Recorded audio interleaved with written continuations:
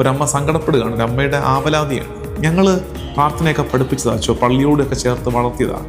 ആൾക്കാരിലേക്ക് കയറുന്ന കൊച്ചായിരുന്നു, കൊയറിലൊക്കെ പാടിക്കൊണ്ടിരുന്ന കുട്ടിയായിരുന്നു. പക്ഷെ പിന്നീട് എന്താണോ അച്ചോ ഇങ്ങനെ വരുന്നത്? എന്താ അതിൻ്റെ കാര്യം? ഞങ്ങൾ എന്താ ഇതിക്കുള്ളിൽ ചെയ്യേണ്ടിയിരുന്നത്?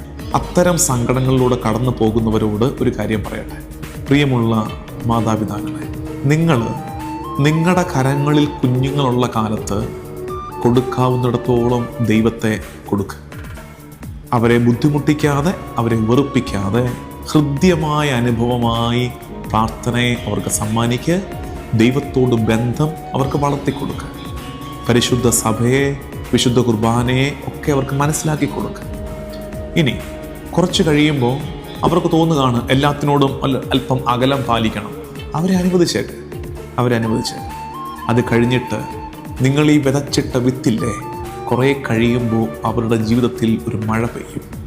ഒരു സങ്കടത്തിൻ്റെ, ഒറ്റപ്പെടലിൻ്റെ, വേദനയുടെ മഴ പെയ്തിറങ്ങും. അത് പെയ്തിറങ്ങുന്ന ദിവസം നിങ്ങൾ കൊടുത്തിട്ട ഈ വിശ്വാസത്തിൻ്റെ വിത്ത് നാമ്പെടുക്കും.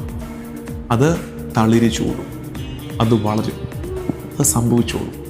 നമ്മൾ ഓർക്കേണ്ടത്, ഇതൊന്നും കൊടുത്തിട്ടും വലിയ കാര്യമില്ലെന്ന് പറഞ്ഞ് ഇന്നൊന്നും കൊടുക്കാതിരുന്നാൽ കുറേ കഴിയുമ്പോൾ നിങ്ങളില്ലാതാകുന്ന കാലത്ത്, ഈ സമ്പത്ത് തുണയ്ക്കെത്താത്ത കാലത്ത്, വിദ്യാഭ്യാസം, നമ്മുടെ സ്വാധീനങ്ങൾ ഒന്നും നമുക്ക് കരുത്തു പകരാത്തൊരു ദിവസം, അവരുടെ ജീവിതത്തിൽ സങ്കടത്തിൻ്റെ മഴ ആർത്തലച്ചു പെയ്തിറങ്ങുന്നൊരു ദിവസം, കിളുക്കാൻ ഒരു വിത്ത് പോലും ഇല്ലാണ്ടായാൽ. അതുകൊണ്ട് വിത്ത് വിതച്ചിട. എല്ലാ മാതാപിതാക്കളും ഓർക്കേണ്ടത്, ഇന്ന് നിങ്ങളുടെ കുഞ്ഞുങ്ങൾക്ക് നിങ്ങൾ സ്നേഹപൂർവ്വം നൽകുന്ന വിശ്വാസ പരിശീലനം അതൊരു വിത്ത് വിതയ്ക്കലാണ്. അത് ഉടനെ നാമ്പെടുക്കണമെന്ന് ശാഠ്യം പിടിക്കരുത്. ചിലപ്പോൾ അത് കരിഞ്ഞു പോകുന്ന പോലെ തോന്നുകയും ചെയ്യും. നാമ്പെടുത്തു വന്നത് കരിഞ്ഞു പോകുന്നത് പോലെ തോന്നുകയും ചെയ്യും. അപ്പോഴുമുണ്ട് മണ്ണിൻ്റെ മനസ്സിൽ, മണ്ണിൻ്റെ മടിയിൽ ഒരു വിത്ത് കിടപ്പുണ്ട്.